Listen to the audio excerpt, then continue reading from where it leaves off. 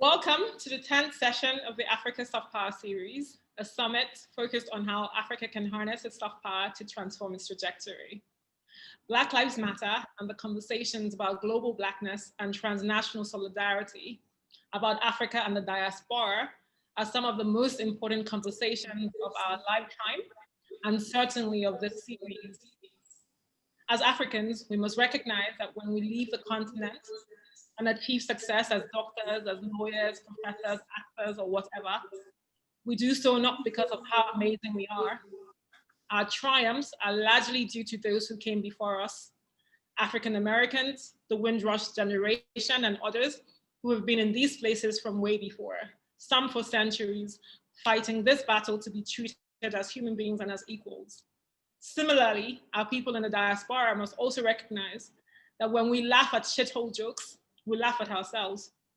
We may be different in our everyday lives, but our struggles are the same. We're stronger as a people when we understand that our progress is inextricably linked. When we stand tall and united as Black people, we stand strong. And when they want to shoot, they don't ask where you're from. We're very grateful to our strategic partners and our media partners for supporting this project. And finally, it gives me great pleasure to introduce our lead discussant for today, Uzodinma Iweala. Uzo is an award-winning writer, filmmaker, and medical doctor. He's the CEO of the Africa Center in New York, which is promoting a new narrative about Africa and its diaspora through a focus on culture, policy, and business. Before Uzo goes on, Obi, my co-convener, will have a few words to say. Just to say welcome to everybody and thanks to our wonderful panelists. I'm looking forward to a great conversation and yeah, let's get into it. Uzo, over to you.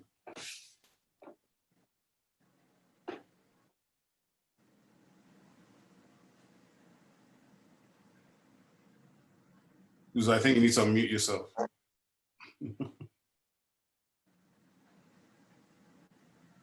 Hi, everybody. That was embarrassing.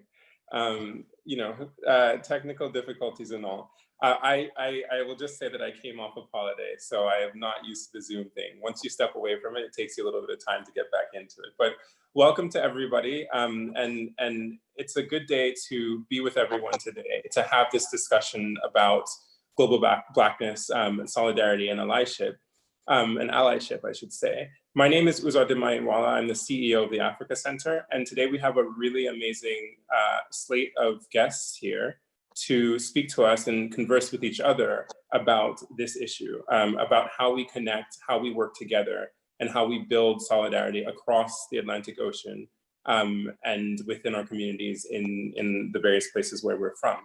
So what I'll do, just so that you guys have a sense, is I'm going to introduce the panelists briefly, and then we'll just get right into the questions. For those who are joining us,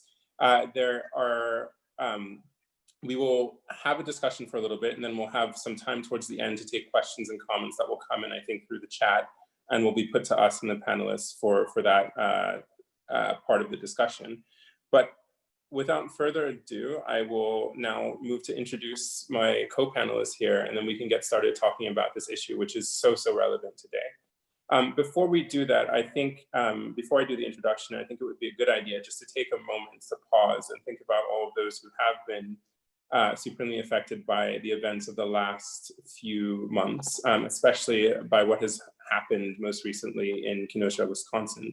So if we want to just take a moment of silence and solidarity with folks who are suffering and also protesting against the injustice, I think we should do that right now.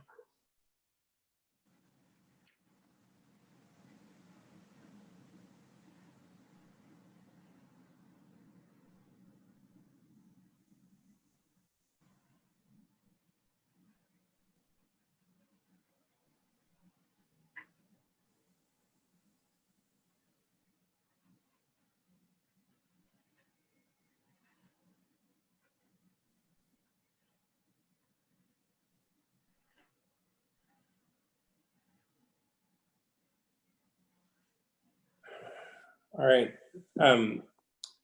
So with that, I think we'll move to an introduction of the panelists who will talk about that and a whole slate of other issues that we are facing as individuals and as connected community in this particular moment. I'll start by introducing Paula Moreno, who is the founder of Visible Hands, which is an organization focused on the empowerment of communities in the margins to change power relations in Colombia, the country Colombia, and around the world. She's a member of the Board of Trustees of the Ford Foundation, and she was previously Colombia's Minister of Culture, the youngest person to hold that position. So welcome, Paula. Thank you. Thank you. Next up, I will introduce Mr. Benjamin Crump, who is the founder of Ben Crump Law, which is he's a renowned civil rights lawyer and social justice advocate. And he's worked on some of the most high-profile cases around this issue in the United States, including representing the families of Trayvon Martin, Michael Brown, George Floyd, Breonna Taylor, Stephon Clark, and the residents of Flint, Michigan. Mr. Crump, welcome. Thank you. Honored to be here with you. Awesome. Next, I'll introduce Iweala Kobi, who is the Director of Public Policy for Africa, the Middle East, and Turkey for Facebook, where she leads on engaging with government, civil society, and other policy influencers shaping Facebook's policy agenda across sub-Saharan Africa and in the Middle East. Before Facebook, she was the global head for human rights and expression at Yahoo, where she led Yahoo's efforts to address the legal and policy issues related to privacy and free expression. Iweala, welcome. Thanks for having me. I'll now move to Aaron Mitchell, who's the Director of Talent and Acquisition and Corporate Functions at Netflix. He's one of the architects behind Netflix's initiative to bank up to 2% of its holdings with lenders, that focus on Black communities. And at Netflix, he works with the Chief Financial Officer and Chief Talent Officer, General Counsel, and Chief Communications officers to scale teams across the world. So prior to joining Netflix, he was the head of talent management at MassMutual and the senior vice president at the Asia Pacific Consumer Banking recruitment for Citibank. So welcome, Aaron. Thank you.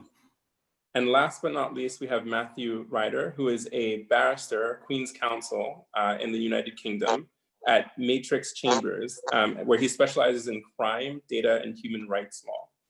He's represented high-profile clients, including Stephen Lawrence's family in their claim against the Metropolitan Police in London. He's represented journalists working with Edward Snowden and Kenyan politicians appearing before the International Criminal Court. He was previously a deputy mayor of London, overseeing social integration, social mobility, and community engagement for Mayor Sadiq Khan. Welcome, Matthew. Thank you very much. Good to be here. So as I said, guys, what we're going to do is just have a free-flowing discussion around these issues, which you guys all work in, we all work in, and which I know that you care very deeply about. But to kick us off, in this discussion about Black Lives Mattering and solidarity, global solidarity amongst the Black community, I just want to start by first putting forward the question, which is, look, our heritage is linked in many ways, both in power and in the beauty of our existence and in what we have done to shape this world. And I think people often focus on the negatives, but they don't focus on the strengths that we bring and that have really helped to build the world that we live in. But it's also an identity that's shaped by struggle, whether you're talking about slavery or you're talking about colonialism and occupation on the continent.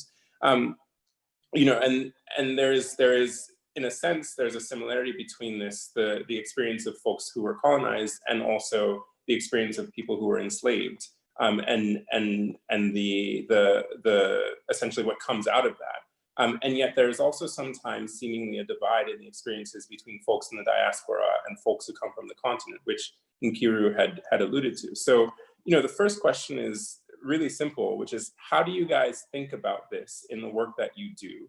And how do you think we can move towards greater solidarity as we face many of the challenges that we're seeing around violence against Black people, Black bodies, and the constant effort, it seems, to denigrate us as a people, whether we're on the continent or in the diaspora? I'll throw that open, but let me actually start with Iweala. Let me start with you and tell us what you think. Okay, that is a very large question. And I'll start by I'll start small. So one of the things that struck me, so obviously I'm Nigerian, I was born in the US. And one of the things that struck me when my brother was murdered by police in the US in 2018 was how many people said, "I'm so surprised it happened to you." Now, I wasn't shocked when I heard that from white people, but what was interesting was hearing that from Nigerians. So those of you who know Nigerians in America know the extent to which Nigerians are in some ways a hidden model minority. So it's something Nigerians know. So for example, Nigerians have the largest percentage or proportion of graduate degrees, and there's a sense within this community that we are exempt in some ways from what happens to Black Americans. And those of us who grew up in the States know the terms that Nigerians use sometimes to talk about African Americans and the extent to which there's a sense that there is a separation. And let me, I want to be clear and say that there wasn't a sense that there's a separation in terms of humanity, but there definitely is a sense that, well, you know, there may be things that happen to those communities, but we're different because, you know, there's a way in which we've educated ourselves that set us apart. And so it was incredibly poignant when Chinedu was murdered to have Nigerians realize, some of them realized for the first time, that the story of African Americans in the US is also our story. And that, to Nkiru's point, nobody's asking you, you know, do you speak Igbo? Do you eat Gary? Before, if police aren't asking you that. So there's a sense that we are all in the same family, we're all in the same bucket. And while it was deeply, deeply sad, there was something about having those conversations with Nigerians and Nigerians waking up to this sense of global solidarity. Now, I'm not saying this was the first. Obviously, historically there have been many conversations.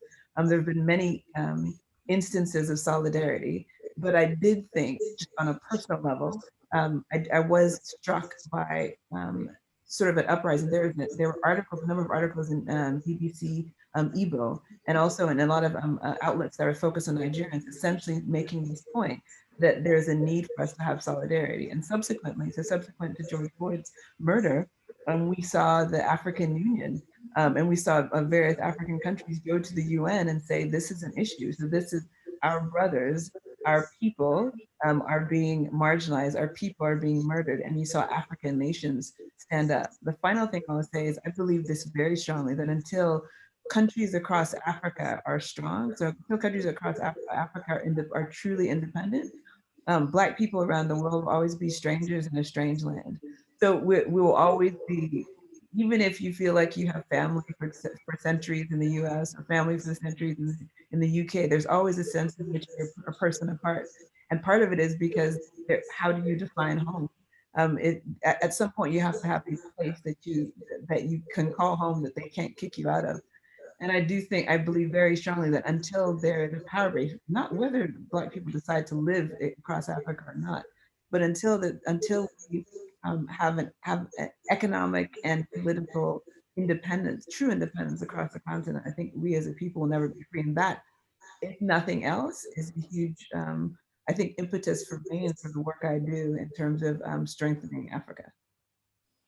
Thank you, Iweala. I wanted to sort of pivot to Erin, because Erin, as Iweala was speaking, I saw you nodding your head. It seems like something that she said really resonated with you about this idea of segmenting off and model minorities or hidden model minorities. Do you want to take a crack? Yeah, and I'll pivot midway through because there's another point. But my wife is Nigerian. We've been married for 19 years, and everything about what Iweala was saying is like part of our experience as a couple, like meeting her in college and there being this sort of differentiation. I know the word you're talking about. I used to joke with Nigerians. I'd be like, I'm part of the tribe. Have you heard of the fill in the blank tribe? And I'd always get laughs. But it's also, I think, to Nkiri's point in the beginning, like we laugh about some of this stuff, but it also puts us down, right? And there was probably 10 years into my relationship with my wife where we had this conversation about like the jokes I would tell that put Nigerians down, the jokes she was telling that put Black Americans down, and how we weren't doing anything aside from being together to sort of bridge that gap between our differences and really focusing on the common experience, right? Because to your point, they don't ask you if you eat jollof rice before they shoot you. And even if you answered yes, it doesn't matter because there's a decision that's been made about how we are supposed to operate and the places we're supposed to access and the confidence with which we're supposed to show up. And all my exposure to, you know, folks from the continent who have come into the world as educated and ambitious, like that confidence is on another level. And it's on a level that a lot of folks that I grew up with can't even really imagine walking into a room, because we've always existed in this place where we've been expected to stay in our place.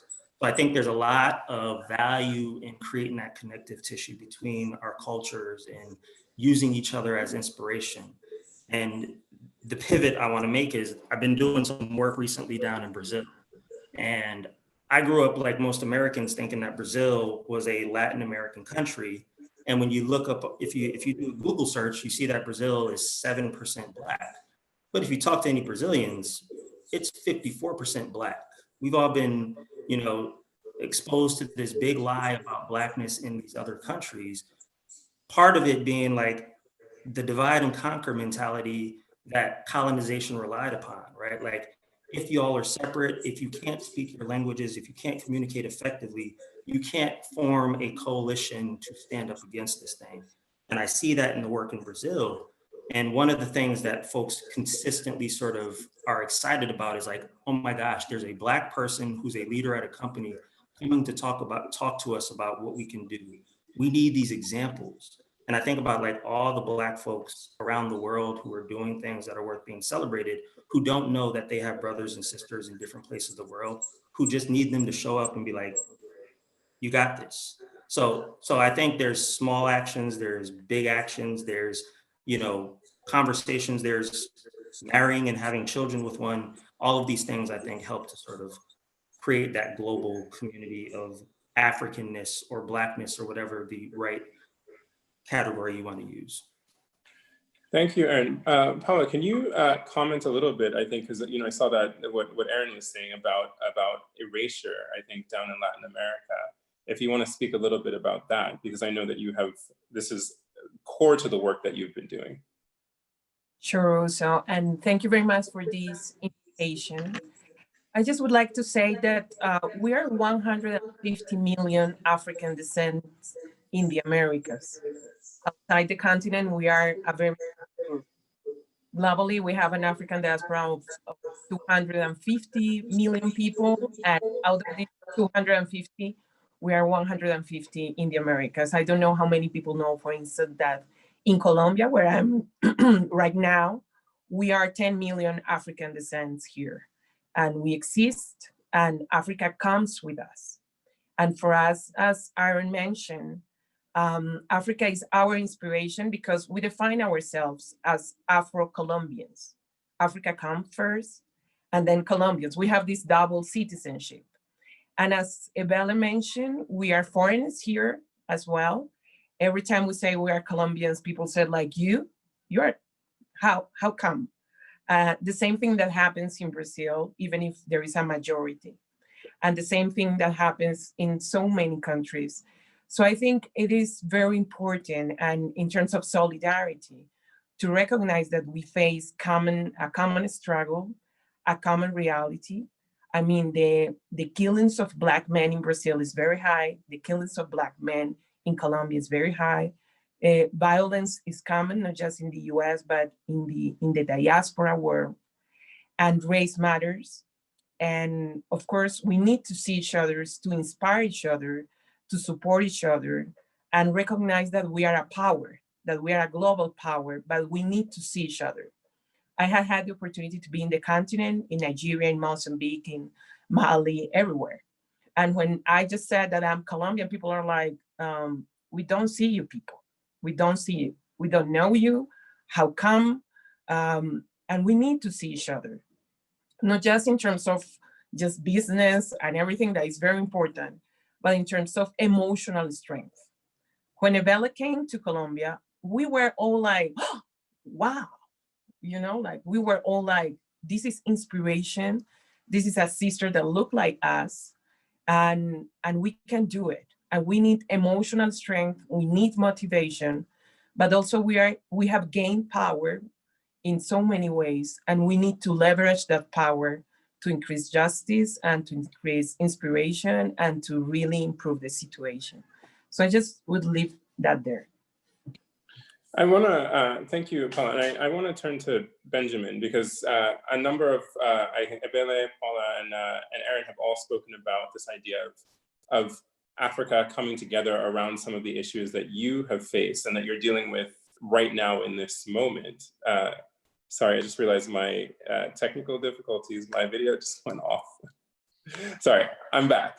That you're dealing right now in this moment up in Wisconsin, and that you've dealt with over the summer and over the last 10 years, over your career, really. You know, I'll start with this question, which is, have the statements from the continent, from countries like Ghana, from the African Union, have they helped you in the work that you're doing? And also, if you can just tell us a little bit about how you think that solidarity can really help to shape and add strength to the movements that are going on right now in support of Black lives here in the United States.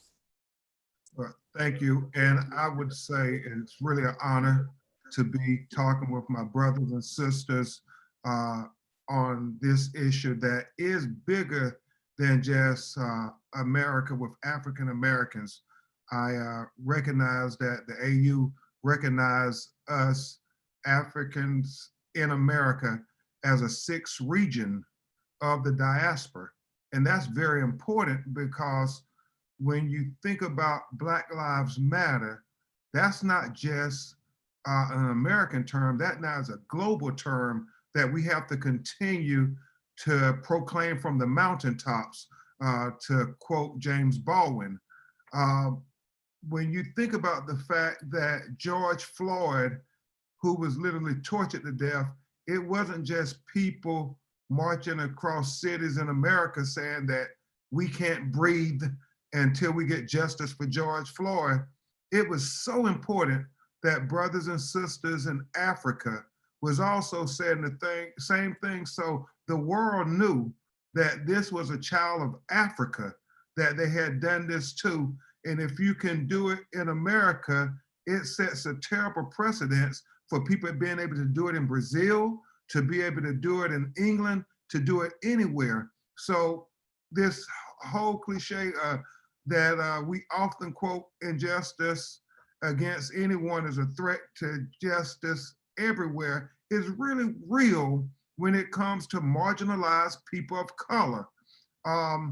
I was so heartened by Iweala when she was explaining about her brother, and she was surprised about white people saying it, but was not surprised white people, but was surprised at Nigerians. That's often also a dynamic that we have in America.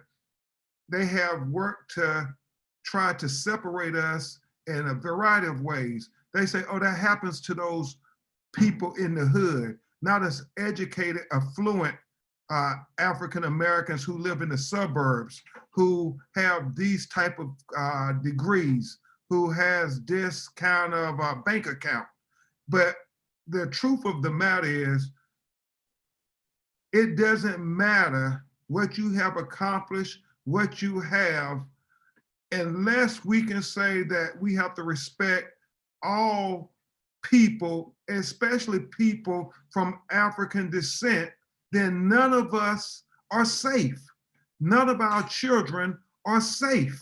When you look at what happened to Jacob Blake Jr. in Kenosha, Wisconsin, and I apologize profusely, because when we planned this panel, that had not happened. I was all ready to come be at the March on Washington and the United States Capitol tomorrow with Reverend Al Sharpton and Martin Luther King III and thousands of Americans, especially African Americans, the families of George Floyd, Breonna Taylor, Ahmaud Arbery, Trayvon Martin, Michael Brown, and Eric Garner. The list goes on and on. But this week, you all may have seen the fact that Jacob Blake Jr., who posed no threat to law enforcement, who made no verbal threats to law enforcement, was walking away trying to get in his automobile and get his 3 little boys out of a volatile situation, and the police grabbed him and shot him 7 times, point blank range. And it's miraculous that he did not die, but people like LeBron James, people like the National Basketball Association, Major League Baseball, everybody is saying that enough is enough, and it is not an issue of de-escalation as we have often articulated. It is an issue of racism. Why do I say that? And then I will try to focus on your question for a moment, but I just think it's important while we have this audience with our brothers and sisters all around the diaspora and all around the world, that we understand they always try to throw us off. After Jacob Blake was shot 7 times in the back, 3 days later, a young white supremacist went to Kenosha, Wisconsin with an assault weapon, shot 3 peaceful protesters, killing 2 of them.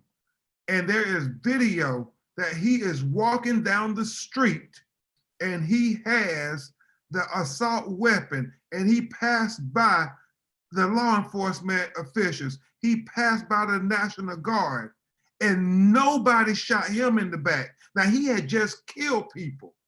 They took him alive after he surrendered 10 miles down the road. And so it's not about de-escalation, it's about racism. And then there were those who said, well, he had his hands up as he was walking. Well, Michael Brown in Ferguson, Missouri had his hands up, they shot him.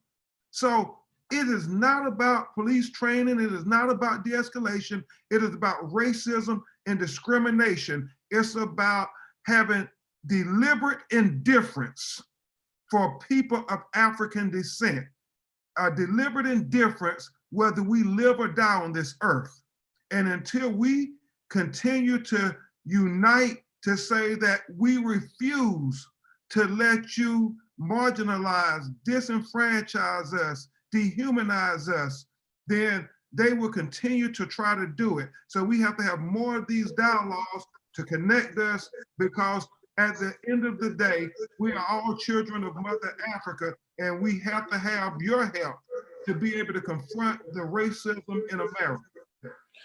Benjamin, thank you very much. And on that note, I wanted to pivot to Matthew and pick up on something that Benjamin said, this idea, 2 things, one of indifference and unfair treatment. And I know, there's a lot of coming at this from a US perspective, but in the United Kingdom, there are also many incidents of police brutality. There are also incredible incidents of unfair treatment and anti-Blackness. And how do you deal with that in your practice as a lawyer? I guess you and Benjamin are both lawyers. And how do you see the situation unfolding, again, within this idea of solidarity amongst or between people of different backgrounds who are Black in the United Kingdom, and then also globally? Well, I think, first of all, it's a pleasure to be here, because I think I'm probably holding it down for the Caribbean here amongst my diaspora brothers and sisters. So there's a real honor, as well as holding it down for Black people in the UK. So I appreciate that. I think one of the ways I would explain it is to really try and give some concrete examples of how the experiences that Ben has had in doing his work, it really resonates with someone like me doing similar work in the UK. So when I was a young lawyer in the 90s, I got involved in a case relating to Stephen Lawrence. And anybody who from the UK will know about the Stephen Lawrence case. If you don't know about the Stephen Lawrence case, it was a 19-year-old who was waiting at a bus stop in South London, was killed by racists in a racist attack.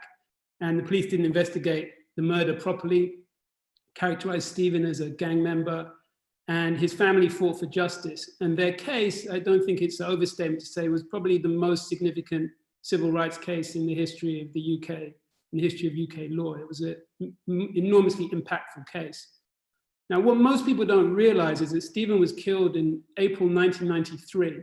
And those of us who wanted to get involved in it really early knew vividly that young Black men had been killed in that particular part of South London in the months leading up to Stephen's death. It wasn't a one-off. There had been other young Black men killed in that part of South London by racists. And it was quite common for racists to go out to intimidate Black people in the area of London, and occasionally people would die. But none of the other cases got the same kind of traction. Why did Stephen's case get traction? Partly because of his parents being so powerful in their fight, but also because a month later, Nelson Mandela visited the UK, and he decided, in something that seemed quite extraordinary at the time, to go and visit the Lawrence family and make a point of seeking justice for Stephen's family. That is the diaspora in action. That is an African leader arriving in London with all of the intensity and attention that an African leader in his position, having recently been released from imprisonment, had. Arriving at the family of 2 Jamaican people in London whose son had been killed, and putting the world's cameras on them, saying these people need justice. And the campaign never looked back from there. The power that Nelson Mandela brought was unbelievable. And I think that relationship between the diaspora and those connections have an enormous effect. The work that was done on Black Lives Matter in relation to what happened after George Floyd, but even before that, has been hugely influential in the UK. It's influenced movements, it's torn down statues, it's had people, everything from people being appointed to companies in order to improve diversity through to ensuring that racial justice happens in litigation against people who've suffered at the hands of the police.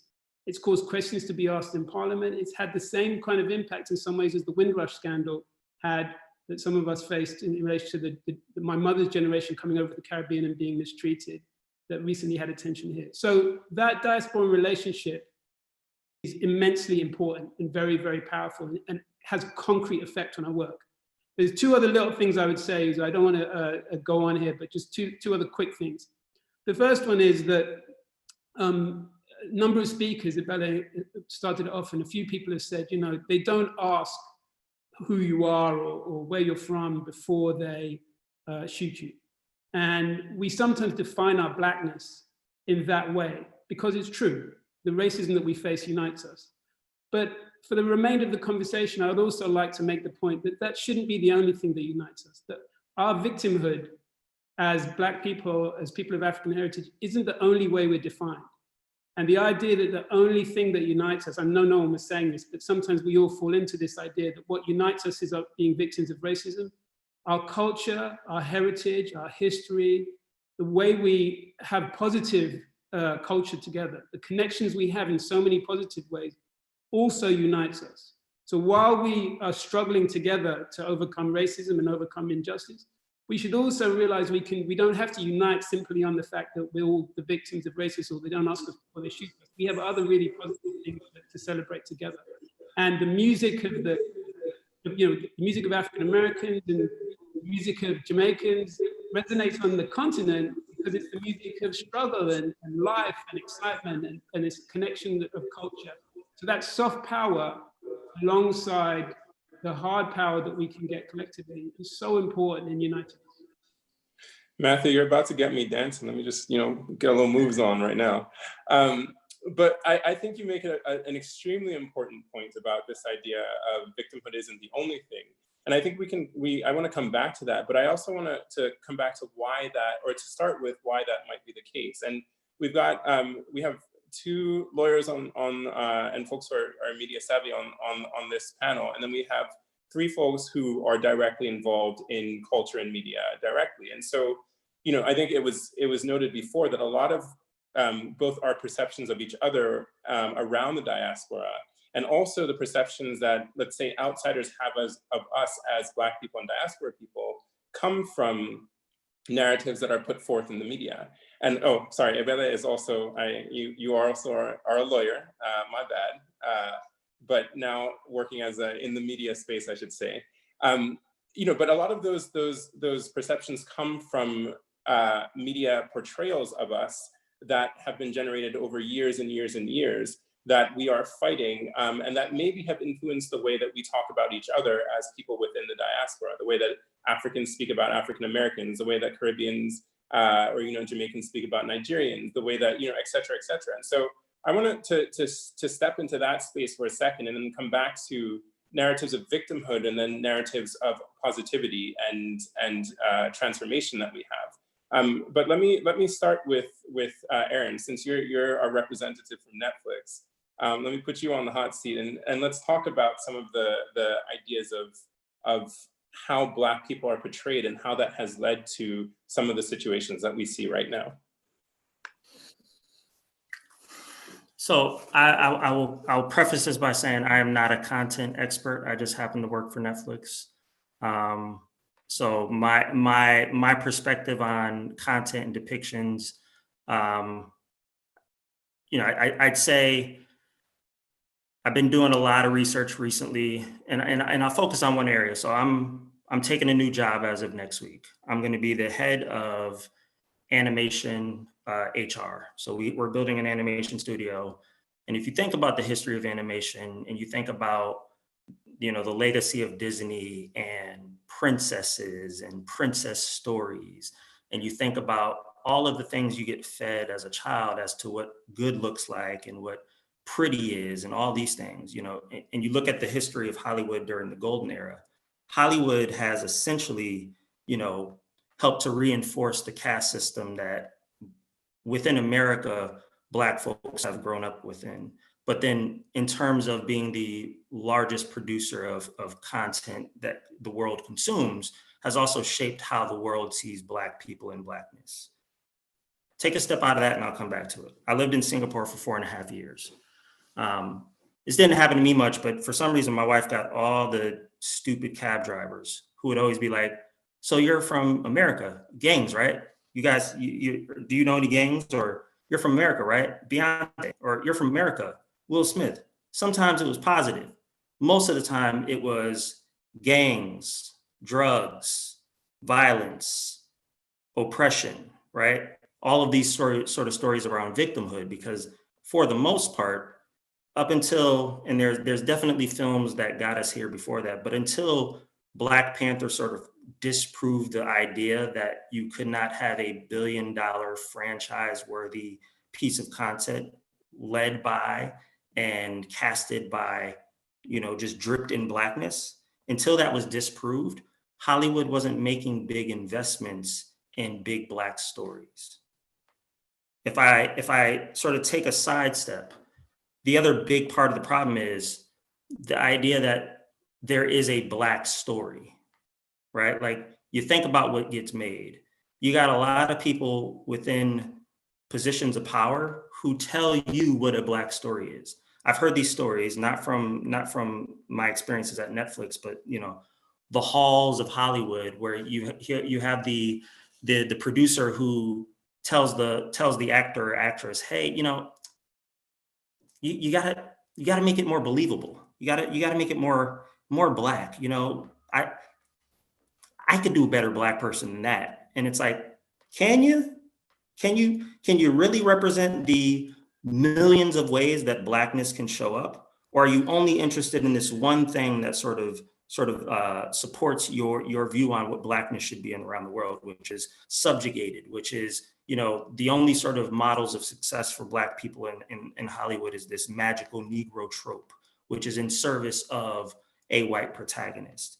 And so I think if I shift gears on what needs to happen and what things are happening, you know, I'd say one, you look at, I started some chat on Nollywood being the sort of biggest, you know, sort of media available to the entire continent and the diaspora. Like, I have not consumed Nollywood specifically because I don't go to the hair salon for 9 hours, but apparently it's a big thing to do when you go get your hair braided and sit in a chair for 9 hours because you could watch like 3 movies.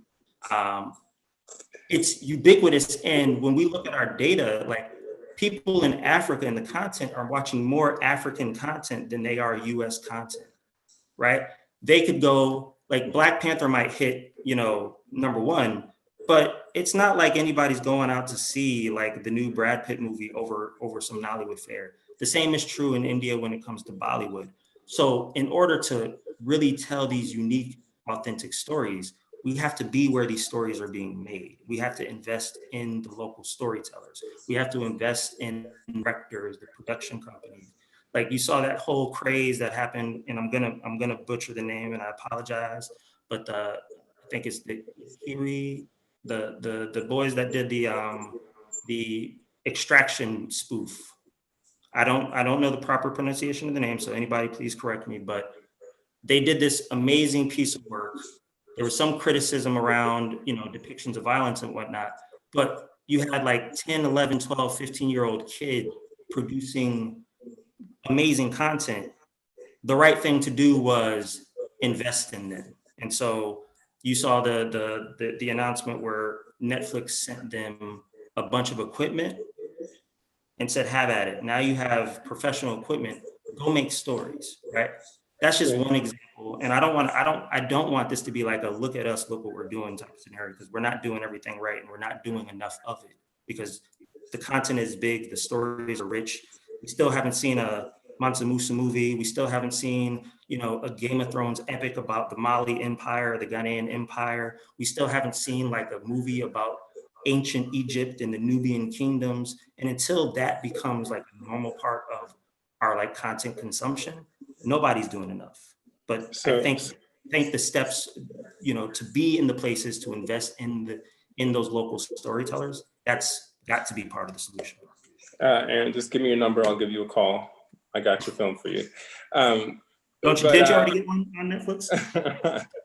Paula, let me turn to you, because you had an official role in dealing with this as Minister of Culture in a country that people don't know. There's a huge Black population there. So I wanted to turn to you to talk about story setting and narrative shaping, both in your context and around the world, taking into account some of the things that Aaron just mentioned. Yes, and you read my mind. You know, I was just thinking about how I was appointed as the first Black minister in Colombia. And it really was because the Congressional Black Caucus was negotiating and doing things with the Colombian government and say, we don't see any people like us in government, so we cannot move forward, not support the Colombian government if you don't have a minister that is African descent, because you have 10 million people who are our brothers and sisters, and they are not in the table. So we won't move forward. So I want to provide that example. And from there, also, we have had, all the governments have had a Black minister, and now we even have 2 women as minister, Black women as ministers. And I think that's very important, because then we see the power. When I was appointed a minister, Gilberto Gil was the Minister of Culture in Brazil. We worked together. He came to Colombia just to say, you know, she's not alone. She's with us, as the Congressional Black Caucus did, as Angola did, as others did. So I think we have this history of solidarity, and we have power, and we need to harness that power. We need to see each other. And I was just thinking about Aaron when I was listening, because I was telling Obi and the others before we started that we're so happy to see Netflix all the Nollywood movies, because some of the Nollywood movies just resembles our towns in the Pacific coast that are 90% Black. Here in Colombia, the story is the thing. So my mother is just watching that here and saying, oh my God, you know, it's like an emotional journey for us. So I think we need to see more of that.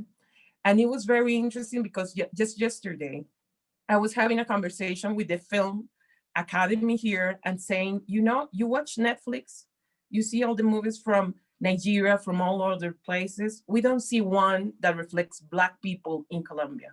We need to work on that.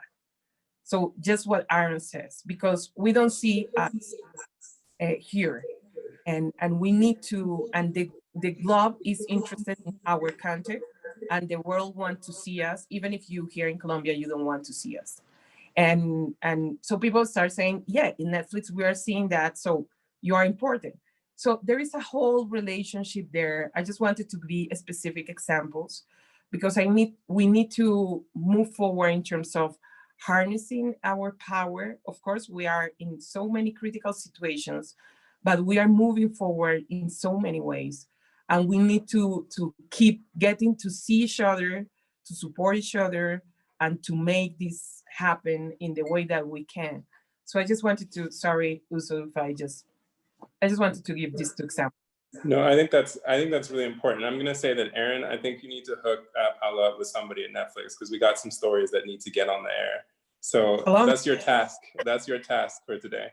But let me turn to Benjamin, because again, when you mentioned something when you were speaking, when you said that this white kid who shot 2 people just walked right by police officers, and meanwhile Jacob Blake, who was doing nothing, got shot 7 times in the back. And a lot of that has to do with perception, and a lot of that perception comes from something that has been identified in the US media, which is all these shows that have positive depictions of police officers and negative depictions of African Americans. It's seared into the American cultural mindset. I wanted to just turn to you there. Yes, and I thank you for allowing me to speak. Because of what's going on with Jacob Blake Jr., I'm going to have to leave, but I wanted to just express what Paula was saying, and to a large extent what Aaron was saying. I'll first say this: Tyrese is a singer, actor in America, Fast and Furious, and those things. He has a music video coming out that's a profound music video tomorrow with the March on Washington called 846. And in it, he has a lot of the protests, and they have signs going on. And one of the things that I think is so profound, he says on the sign, "I wished America loved Black people like they love Black culture," because they all want to take our culture, and so, but they continue to want to dehumanize us. And so that's very profound when you think about just that quote. The other thing I would say, images are so important. The NAACP has the Image Awards because the images are critical. Malcolm X said that TV was one of the most powerful drugs ever created, because he said, when you think about it in your subconscious mind, you watch TV enough, it has you thinking things that you don't even realize you're thinking. And so when they come to court to serve as jurors, and they're sitting there in judgment of a Black person, all their references to who we are, what our communities stand for, what our culture is about, comes from those images. Many times those negative images being projected onto their minds from watching their local evening news or the cable news stations, or whatever they're saying about Black people and people from Africa from the White House. That's what is being projected on their mind through television. And so until we get more positive images that are on television, then they won't see the humanity in Trayvon Martin, and they won't believe Trayvon Martin was just walking home with a bag of Skittles and a can of iced tea and talking on the phone, and he wasn't doing anything bad. But because those TV images, that's what happens.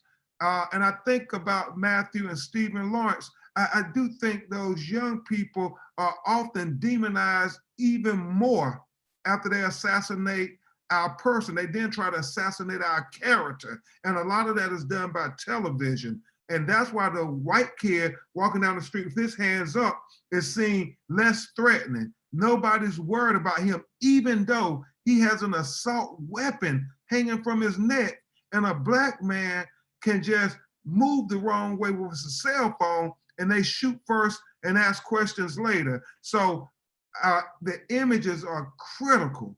And so that's why I'm so proud of LeBron James, Steph Curry, all these, Beyonce, Jay-Z, using their influence to say that this is not right, America. You cannot demonize us because of the color of our skin, and speaking truth to power with their platforms. And the last thing I'll say, it's ironic we were talking about Netflix, Aaron. I am here with Nadia Hallgren. She directed Michelle Obama's Becoming, a documentary for Netflix, and they're following me around for a year as they're doing a documentary on the work that I do. And so shout out to Netflix, trying to create some positive content. Thank y'all so much for having me, and please continue to pray for Jacob Blake Jr. as he struggles to become a shell of himself. Thank you very much, Benjamin, and we'll let you go because I know you've got a lot of work to do at this point in time, but thank you for joining us. Thank y'all, Matthew, Bella, fellow barristers, everybody, brothers and sisters, look forward to working with you all. All right.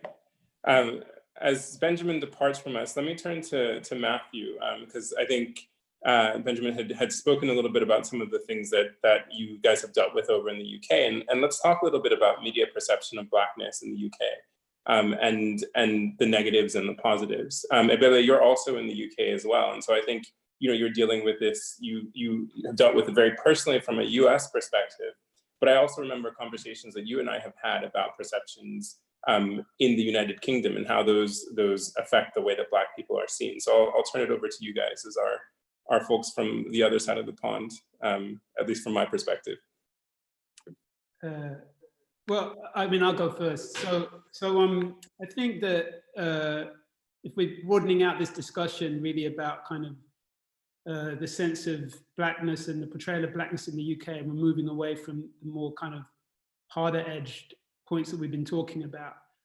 One of the most interesting phenomena in my lifetime is that, I grew up in London, my mother's Jamaican, most of the Black people I grew up with in London in the 70s, 80s, 90s were of Caribbean heritage, and Caribbean heritage people dominated the slang, the culture, the identity of Blackness in the UK as I was growing up. That's completely changed.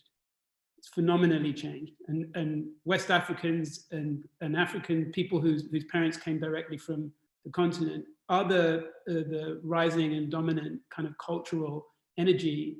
And that's not to put my people down, it's not to put down Caribbean culture in any way. We remain strong, us Jamaicans make ourselves known disproportionately, just like Nigerians do wherever we go. But the truth is that Black British identity is becoming very much a West African identity, and is really coming into its own. In the 10 years or 20 years ago, there were almost about 20% more Black Caribbeans in the UK than there were Black Africans. In the 10 years after that, up to 2011, the Black Caribbean population in the UK stayed the same, and the Black African population in the UK, or the African heritage population in the UK, doubled. And the next census in 2021, next year, is like to see that again. And so what you are seeing is a change in the culture, and we're seeing that in lots of ways, really positive ways. I think it breaks down diaspora and barriers. I think it creates cultural identity all of its own. And just one really good example of that has been a recent TV show over here by Michaela Cole called I May Destroy You, which has been really, really popular over here because it's kind of just in the way that sometimes a small drama can do, has encapsulated a certain Black British life, Black British identity, a certain, the kind of the exchanges and the relationships of Black people of a certain age in the UK, that speaks so powerfully in a way that sometimes an article or an essay or a political movement struggles to do. A drama can do it in a really powerful way. And so I think those are the kind of ways that Black British identity is being expressed, alongside, fantastic new spokespeople that are emerging, like Afua Hirsch, and her novel, her book British was a kind of seminal book in terms of, expressing a new form of Black British identity. David Olusoga, his work around Black Britain. Anybody who wants to understand Black British identity can read their work and see it vividly. That's it. That's what I was going to say. Thank you. Sorry, thank you, Matt. But I'll turn to you, both coming at this as somebody who is, in a sense, a transplant into this UK system, but also somebody who works with one of the major platforms that is shaping perception, albeit in a different way, shaping community and also shaping perception. I think Matthew's actually said what needs to be said in terms of the UK, and obviously, as someone who's myself an immigrant, I don't think I would have that perspective. But I do think it's interesting to talk about is the extent to which platforms like Facebook, it's not just Facebook, but just social media and sort of the democratization of voice has amplified different types of voices. So everyone has heard Chimamanda's statement around the danger of a single story, right? So whenever we think about sort of stories of Blackness, you might want to mute that. So anytime you think about think about this issue of the narrative of what Black people are, who Black people are, this notion of that there isn't one single story is a pretty powerful one. But what I think I wanted to talk a little bit more about is the extent to which sometimes a conversation about Blackness or Black stories becomes an exhortation for positive stories. And just to say that I actually think that that's a trap, right? So I for a couple of reasons. One, I am divesting more and more from this notion that it's our responsibility to convince people of Black people's humanity. I'm also divesting from this responsibility or this false responsibility that that we exist for the white gaze and that everything that we do is supposed to be where we are sort of performing for the white gaze. I think there's something really powerful when I look at Nollywood, when you look at I May Destroy You, we look at An African City, which is Nicole Martefeo's work. If you look at Atlanta, and these are works that are not meant for the white gaze. These are us telling our own stories, and they're not magical Negroes. They aren't people who are credits to the race. They're just humans. They're just human beings telling human stories, living their lives. That to me is one of the most powerful things, I think, evolutions of this time in which we live, where you don't have one or two major platforms. So I think the work that Netflix is doing, basically sprinkling money all over the world in terms of creators, is amazing. I also think the extent to which social media or technology platforms make the barriers to entry much lower are powerful. But again, this is all about us telling our own stories and not worrying about and to ourselves. So if somebody else has, the beautiful thing about watching something like Atlanta is that as you're watching it, there isn't a sense that anybody's explaining anything or that there's preaching. It's just he's telling a story. People are living their lives. If you're in the culture, you get it. If you don't, nobody cares. And that to me is when when you have when you're confident about your humanity. You're not proving it to anybody. You're not being defensive about it, but you're telling a story about yourself. And you're not worried about whether or not you look like a good person or whether or not you're a credit to a race. You're just existing. And that to me is that's power. Paula, you're nodding vigorously. Paula, you're on mute. Sure, and I think to exist, and for many of us in the diaspora, we don't exist for many of our countries. And that's why contents, stories, and sharing these images and these stories from the diaspora is so important. And I agree what Iweala is saying, because it's just seeing someone like you in a country that you don't see that often, or it's just the American way of seeing that. And I think that's so important. I mean, I couldn't agree more that we need to get closer, that we need to see each other, that we need to inspire. We need also to have conversation of our own complexity in so many ways. Just to give you an example, in literature, we are reading Chinua Achebe to understand many of our political, discussion and conversation and contradictions, to understand ourselves, to deal. So, or reading, Felwine Sarr with Afrotopia for thinking about the future and everything. We're reading that to inspire us. So there is a whole, empowerment in doing that. But can I say, Uzo, on that? Yeah, please. Iweala's point is really profound, because the most powerful, moving Black artistic expression has been totally within that, with that in mind. It's not catering to the white gaze. It's about us doing what we do for ourselves to express our own sense of empowerment. And whether that's Miles Davis turning his back on white audiences because he wanted to play jazz for his people, whether it's reggae music from the Caribbean. Bob Marley is played around the world, and although Chris Blackwell wanted Bob Marley to be a global star, I don't think the Iwealas set out to make music that white people could even understand, let alone would be interested in. It just was our music speaking to us in our way. And to be honest with you, it was the same with hip hop originally. It was about saying our stuff in our way. And that's what gave it the power. And so I think, the probably one of the biggest takeaways of our discussion today. What Bella's saying is so right. We have to have the confidence not to worry about what other people think of our culture or our stories. And more importantly, not to worry about whether other people think it's positive or not. It doesn't really matter. It's what we say about ourselves and how we want to say it. And if people get it, great. If they don't, they don't. I think it's a really, really important point. Aaron, I think Aaron, I'll let you go ahead. Yeah, listen, we could talk about music and in this particular topic all day. What I didn't share is I went to a performing arts high school. I play saxophone. I am fully steeped in that tradition. And I think that a big part of what is missing, like we've lost our griots, right? You know, we've lost the storytellers who passed down our history. And because we didn't document that history, we've allowed our history to be told from the perspective of other people. And there's a Michelle Obama quote that I don't know if it's a famous quote, but I heard her say it, so it's a Michelle Obama quote. I heard her speak when she was on her Becoming tour, and the moderator was like, I just love you. I just love you. You're so authentic. Like, how can you be so public and so authentic? And she's like, authenticity starts with loving yourself, right? And I think it's that love of ourself, that love of our stories that needs to go up on screen, because if that's what goes on screen, that's universal. It doesn't have to be, because we'll respond to it. And based on the numbers we're talking about in terms of the diaspora, there's enough people around the world yearning for these authentic, real stories.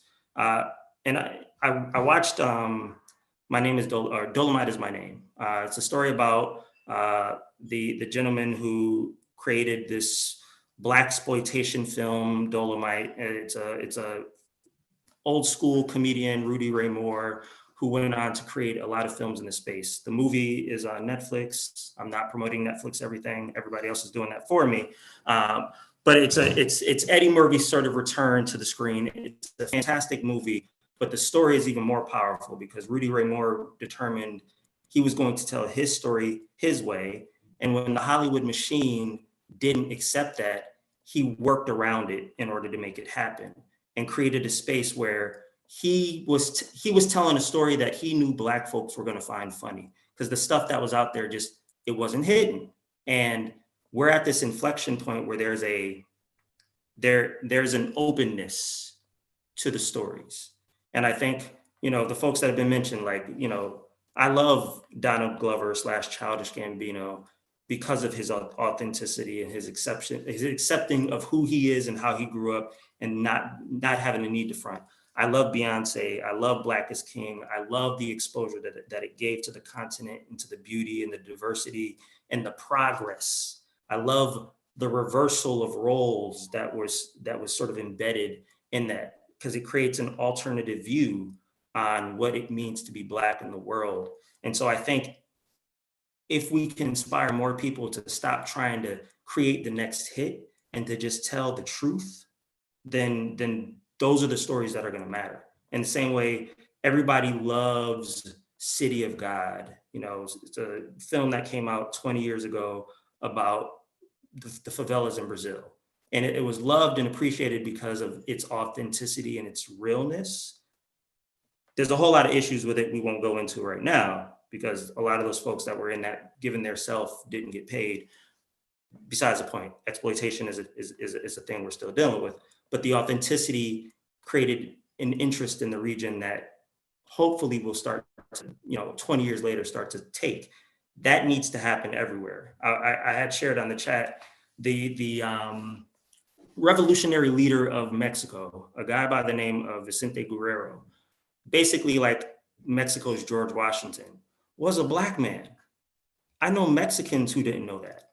Mexico has 1.3 million Black people of African descent. Most Mexicans don't know that. There are all these truths that are just waiting to be told. Like literally all content could be African inspired content for the next 20 years. And there aren't enough stories. Like we'd run out of time before we ran out of stories to tell. And all of them could be authentic and true, but I'll step off my soapbox. All right, I'm just gonna give, for parity's sake, I'm gonna give a shout out to Amazon and to Apple TV, just for everybody out there. But let me turn to Paula, who you had a comment to make. Right, I just echo all the things that have been said. And I think it's so important to know Aaron, to know Bella, to know each other in the different places that we are playing a role, and to gather. And thank you very much for the organization of this, of African Soft Power, because I think the name also shows many of the things that we're talking about. We are all trying, we're all shaping the change that we want to see. But also I think that finding our own voice has been extremely important.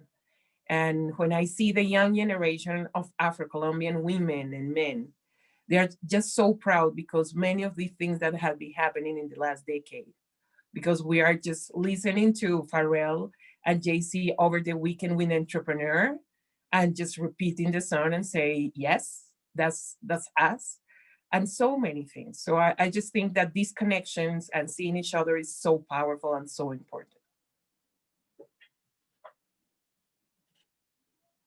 Let me let me go back to Aaron really quickly, and to talk about something I think that has come up a number of times in the comments, which is this idea of capital. It's something that I think underlies a lot of the discussion around power, whether it's soft power or it's economic power, whether you can get into discussions of being able to buy military might.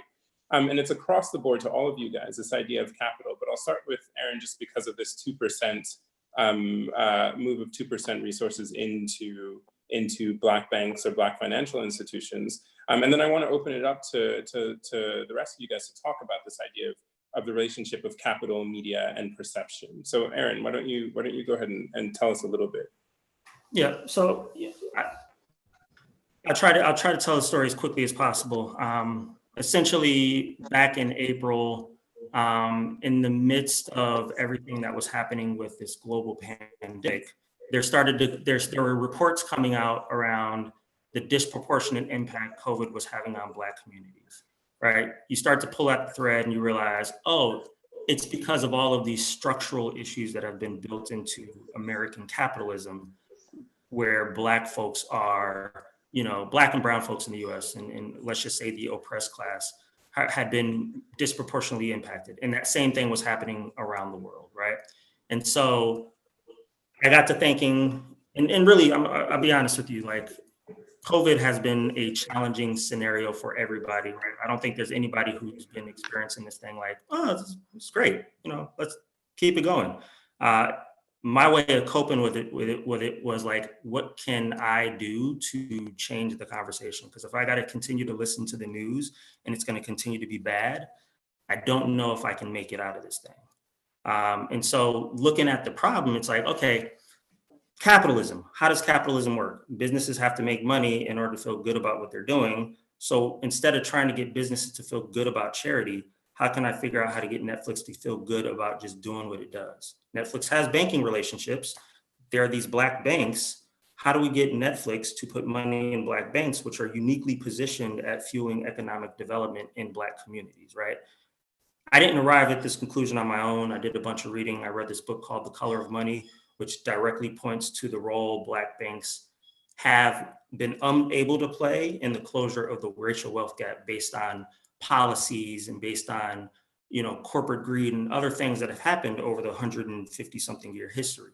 And so started asking the question, and everybody I asked were like, it makes sense. Let's figure out how to do it, including very senior bankers who've worked at very large global banks. So when I asked the question of leadership at Netflix, I was surprised to hear that they're like, yeah, let's figure it out. Like, literally, nobody had asked the question. And as something as simple as asking a question is all it took to get it done at Netflix, we started talking internally, like, how do we get other folks to consider this? How do we make it simple and elegant enough that other folks might consider it? 2% is an insignificant amount of capital for almost everybody. If you have $10 and I go to you and I say, can I get 20 cents? you may part with 20 cents pretty freely. So if I could get, everybody to do that, then we could create enough capital to actually start to change things in communities, because our 2% or $100 million is not going to close the racial wealth gap in America. And we don't even begin to address social issues in other communities around the world with that 2%. But if every company can wrap their head around 2%, then they can do it. So the 2% ended up being more symbolic, more around create it, make it simple, make it so that an organization would have to really come up with good reasons to say no, as opposed to trying to make something that's such a barrier to entry, like a donation or a program or a hiring requirement, all of which are important, right? But this one should be as easy as saying, I'm going to take this thing and I'm going to move it over here. And by sheer, nature of it being here, it does good. So that's sort of the how we got there, how we thought about it, and how we're thinking about these initiatives going forward. Like in the process of, for instance, talking to some of my colleagues down in Brazil, because apparently there are Black banks in Brazil. So if we can figure out how to think of other ways to use our capital, to use our business relationships, and use the diversity of those relationships to fuel the economic growth, then we're doing good at the same time as just doing business. And that is something that our shareholders can get behind. That's something that, leaders can get behind, because they don't have to do anything differently. Does that answer your question? That does answer the question. But you also raised a question that I want to put to Iweala, who you also work in this space. And I wanted to ask, what questions are not being asked that need to be asked in the realm that you operate in? Well, gosh, lots of questions. So one, I think there can be a positivity about technology platforms that is sometimes unwarranted. So we'll say, oh, we're creating opportunity, we're lowering barriers to access. But if people are putting, for example, if you think about people putting out content, if you're putting out content, but you're not in a position where your content can be supported or to get paid for your content, then what ends up happening is, your music can be the background music to a movement, but when it comes to who gets to actually exploit it, it's not necessarily you. So I do think there's a question about how platforms like ours actually are we actually taking power, or are we distributing it? And then this isn't specific to my work, but this is just something I wrestle with, and it's part of the it's now become a cliche. You can't, using the master's tools to dismantle. Is it this whole thing around Black capitalism? I feel it makes me itchy and uncomfortable. So, for example, you take Jay-Z and his NFL, where he was going to come out, and his solution to it was kneeling wasn't working anymore, and so he's going to co-opt it. And I think one of the questions we need to ask ourselves, if we're talking about the advancement of Black people, particularly in this space, we're talking about capitalism, is the end state more Black people who are in positions to exploit other people, or is the end state something different? And I'm asking, I personally am not sure. I know that I don't think that's the end state. So I don't think that creating more Black people who are at the top of the heap when it comes to capitalist structures is the answer. I'm not clear on exactly what it is, but I think we need to be more critical about asking that question. Like, the point is not to create a different pyramid with more of us on top. The point is something different. And so I guess the question is, what is that end state? And finally, if it's coming to culture, yes, we want more of our culture to be shared. There's this beauty about sharing culture across the diaspora. But if the end state means that people who are creating the culture are still in poverty, and then other people get to package and exploit it, then I don't think that that's the right end state either. You're on mute, man. Thank you. Matthew, the same to you, this idea of what are those questions that could be asked, that could be transformative, that are not actually being pushed forward? I'm not really, questions that aren't being asked, that's quite tricky. I mean, I think one of the things we have to focus on is how do we better make use of the connections that we have? That's the question, really, because I think sometimes we're trying to create enormous organizations. You know, people will say we need to start a new $1 trillion fund, or we need to start some new political structure that's going to kind of bring us all together. And I don't think the world works like that anymore. I don't think that's how modern economies function. I don't think that's how modern political movements function. We've seen a generation of people who function almost organically, building up movements like Black Lives Matter and other things in a way that would have been inconceivable to people 30 years earlier. You know, they would have felt you needed a structure and you need to do things a particular way, you need to plan it all out. And I think the spontaneity of how we do things and trying to just work in the spaces that are given to you is a hallmark of the kind of the generation that's trying to do things at the moment. So I think we should be a bit more positive about the energy that there is at the moment for people to try and reconnect. Speaking from a kind of UK perspective, there are a huge number of people who are wielding soft power within the arts and creative industries of African heritage, you know, whose parents came from the Caribbean or from, particularly from, say, West Africa, who feel very connected in wanting to not just present their art and draw and be recognized back in Nigeria or Ghana or wherever, but also to make money in that process, to be successful in that process, to share wealth in that process, to employ people in that process. So I think there is a generation of people of a certain age now who really are positive about looking to utilize those connections and seeing them as very, very real. They don't see themselves as necessarily just having been born in the UK and thinking they have to just see themselves as doing the best they can within this economy. They see themselves in a more global context and particularly connected with their own heritage in the diaspora. And I think that's what we should be looking to exploit. That's the kind of thing we should be looking to promote and encourage in young people. And we should be looking to be intentional in our actions ourselves when we do that. We have intentionality about connecting with people like ourselves and connecting with other Black people and people across the diaspora.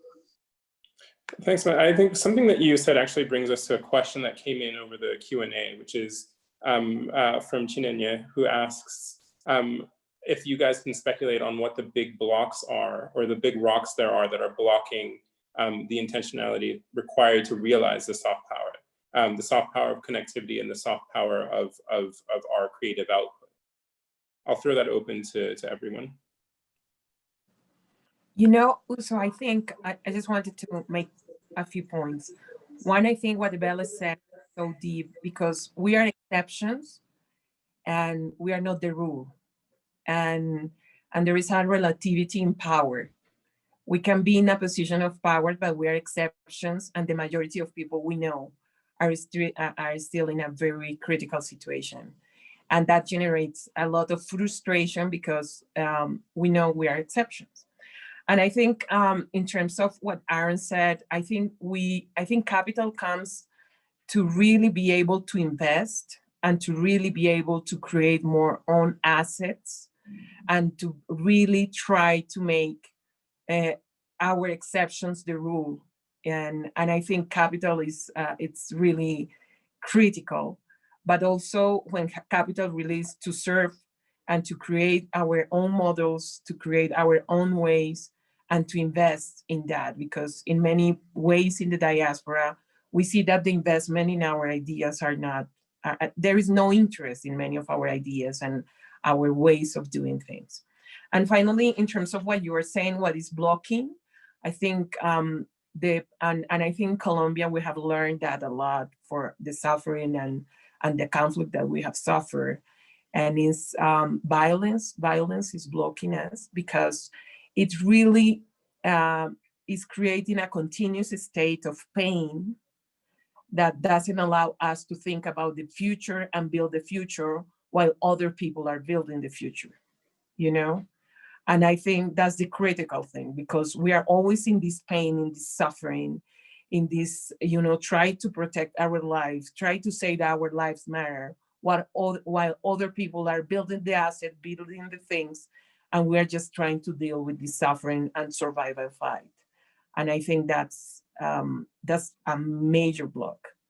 And and for leadership, and in particular, I have been reflecting on that, how can we balance ourselves to not allow what people want with violent act to distract us for the work that we have to do and for the things that we are building. How to really find this emotional power to transcend suffering, complexity, corruption, so many things that just discourage us and don't allow us to really build the future that we want for the next generations. I think that would be my main reflection. Erin, I'll ask you to take up that same question in terms of your thought process around blocks. This is going to sound very philosophical, and I apologize. I think one of the biggest blocks is a lack of imagination, and I sort of piggybacking off of Abelle's point around, like, if the objective is just displacement within the current system, that's bad, right? Like, because what we have in the current system we're operating within doesn't actually work for humanity. It works for some folks, but not for a lot more people. And we just happen to be in the group of people that is currently getting the short end of the stick. But I think what the mistake in anything is, like, not imagining something else. Everything that we are operating in today is the unfortunate consequence of somebody's perverted imagination, right? Like, colonialism was intentional. Separation of peoples by language, by culture, et cetera, was intentional. Somebody thought in their mind, if I do these things, I'll get this result. I have not personally articulated my vision for what a better version of this looks like.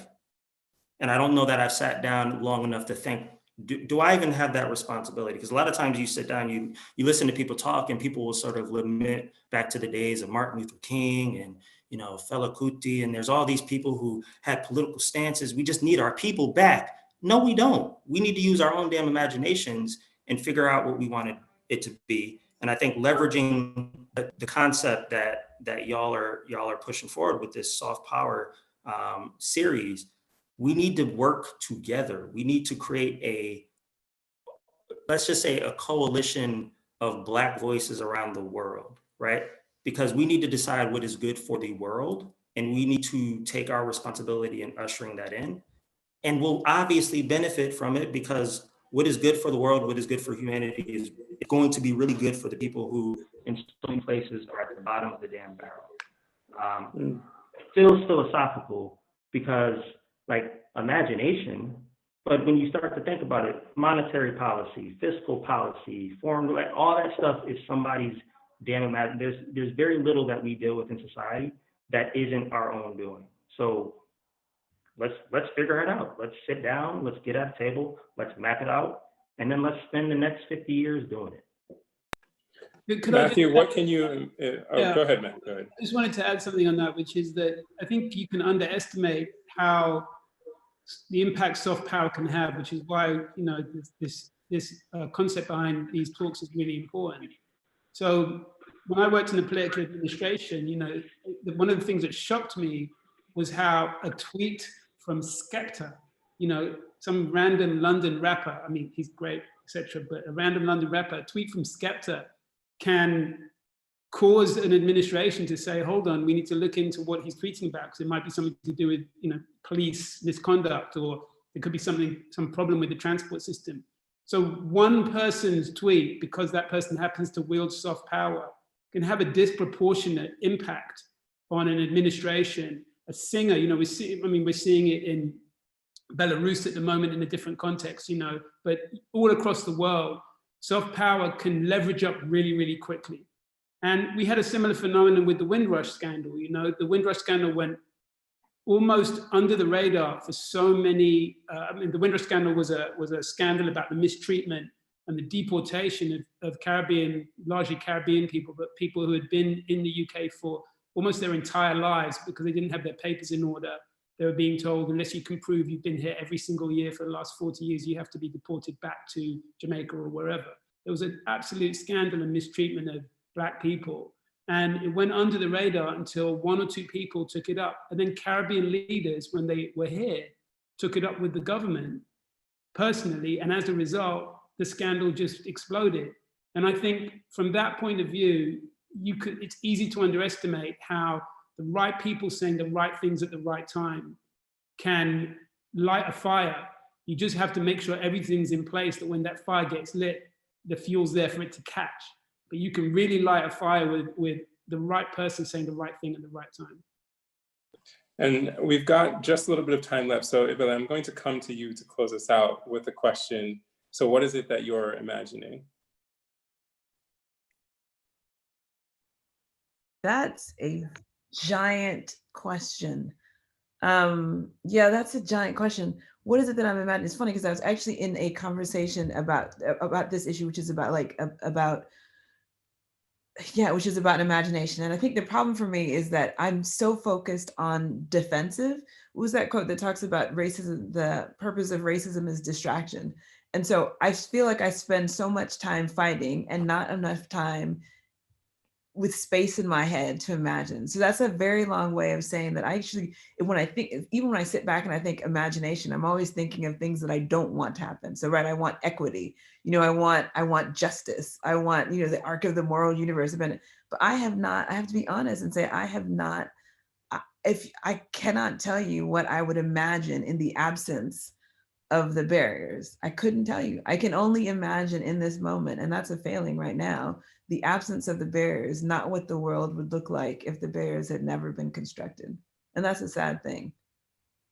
So, I mean, that's not an uplifting note, but that's an honest answer.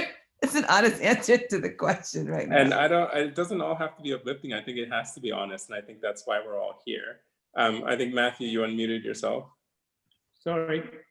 No, I was going to ask if you had anything to say. Paula? No, I agree. I think that's a big challenge for our leadership because we are dealing with a lot of complex things. And with this pandemic and COVID-19, I mean, every day it's a whole other thing, and violence increasing, and we have more time to see more things happening, like the reality that in many ways was happening, seen now with more detail, with more time, and it's a hard thing to do. So I think it's a challenge that we have to just think about the future and transcend this moment and try to be balanced to build the future that we want, but it's hard. Yeah, I guess when I think of I imagine something beautiful, I imagine Black joy. So I imagine Black people, and I know there's other people in the world. Yes, good for them. But I'm just saying, if I'm imagining, I imagine Black people and joy.